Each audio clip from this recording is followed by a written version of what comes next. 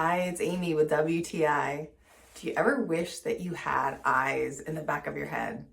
I have to say that this is my favorite thing about this hinged mirror is that now I can see what's going on behind here.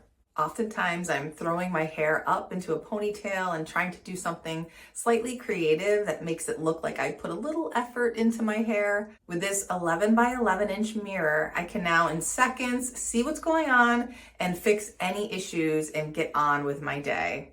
The mirror itself, it has zero distortions, so I'm able to see a true reflection. I appreciate that. My husband said he had no problems with the installation. He had it up in just a few minutes. The compact design is great. I can pull it out, and when I want to pull it back in where it's flush against the wall, I can do that. We did add a touch of oil to the hinges, which stopped a slight squeak that it had. I am very impressed with the quality of the mirror. It's sturdy, it's well made. I love the way the shiny chrome looks in my bathroom. It's a great, practical, functional, beautiful mirror.